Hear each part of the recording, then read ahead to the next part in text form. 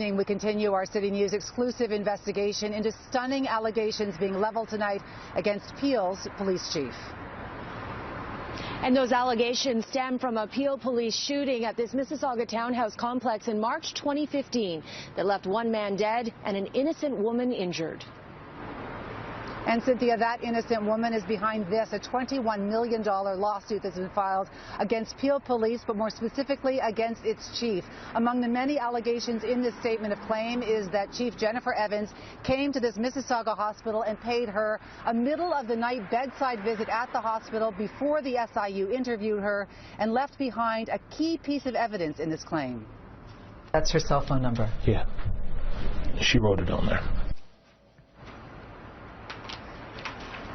This is the business card of Police Chief Jennifer Evans. The lawsuit filed in Brampton this afternoon alleges the chief herself personally gave it to a young woman laying in a hospital bed just hours after a stray police bullet struck her in the back. At the top of the card is a handwritten phone number we've blurred. It's alleged the chief told the victim her future career in policing was all but guaranteed. Keep in mind, it's claimed that this was in the middle of the night and before that victim spoke to the SIU. And here's what happened when I called that number.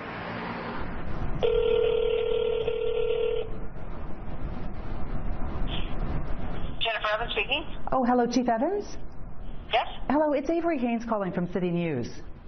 How are you? Good, how are you? I'm good. I'm just calling to ask you about whether you're aware of this $21 million lawsuit that you've been named in. No? You have to be more specific. It's involving the case of Suzanne Zreek, the woman who was hit by a stray police bullet back in March of 2015 on Queen Frederica. Yes, I think the Police Services Board and myself probably would have been named in that, yes. And she's alleging that you went to her hospital bed in the middle of the night shortly after the shooting and gave her your... I can't comment on this because it's before the courts, right? So... Is there anything that you can say about the allegations that you went to the hospital bed, that you interfered with the SIU investigation by sort of letting... No, you know what? I'm not going to comment, so, okay? Thank you. And the business card, you did, though, give that to her? Now, the young woman in that hospital bed allegedly handed the business card is a woman named Suzanne Zreek. She was in the midst of a police foundations course at Humber College when she got caught in the crossfire of a police shooting.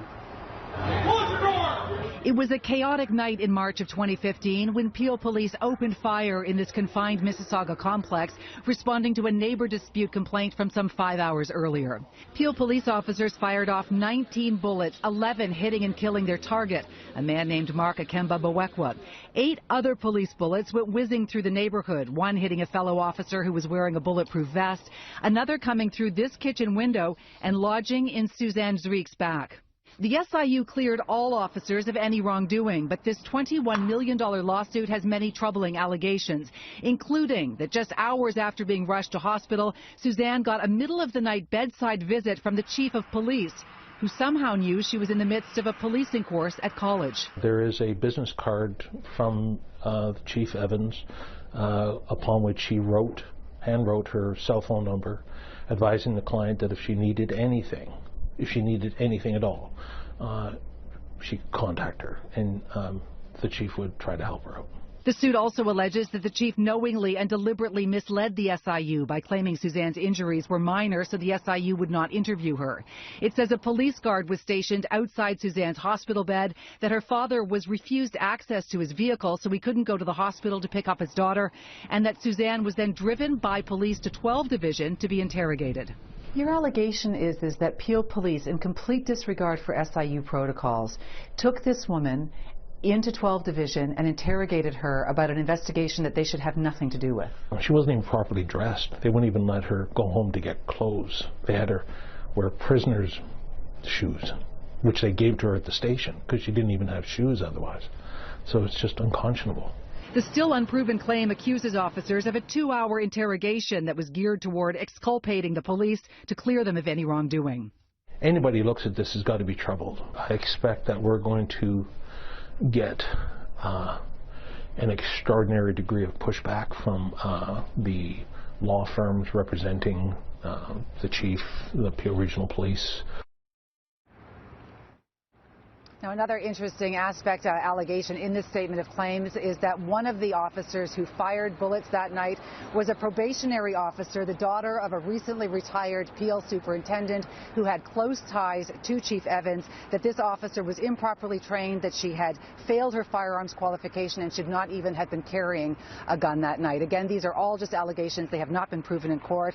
Peel Police would not make an official statement saying this is before the courts, but both Peel and the chief and the officers named in this claim have 20 days to respond.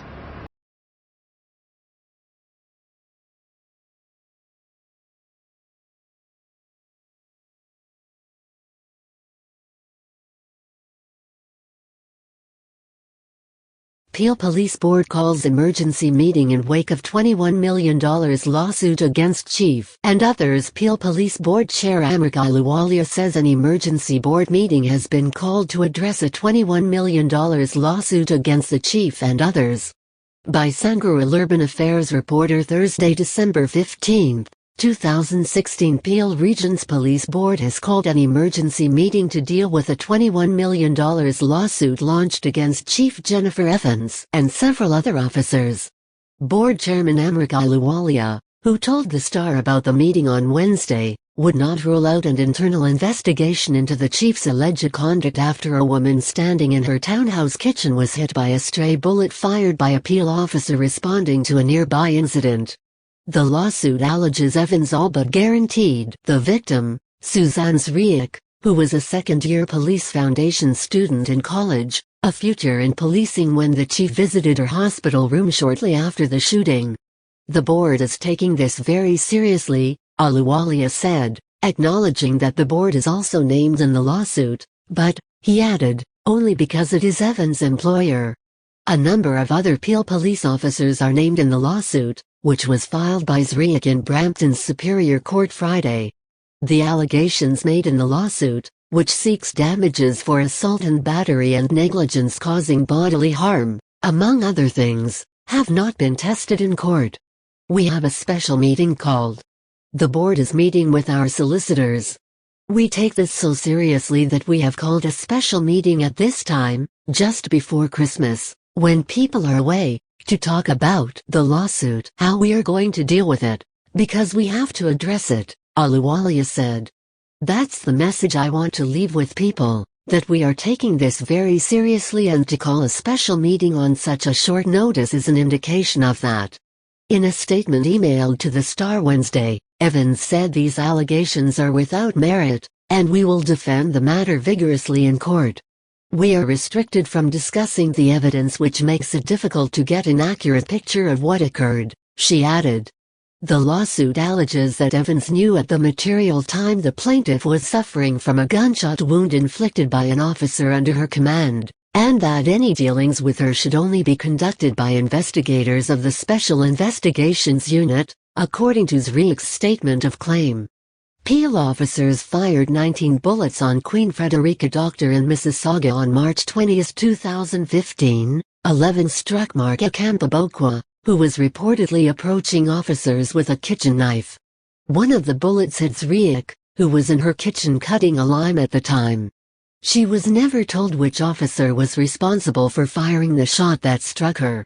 The lawsuit also names as defendants 3 police officers, Brendan Derry, Adam Payment and Jennifer White, who, according to the lawsuit, were on scene that night and fired at Akampabokwa, 22, who died shortly after.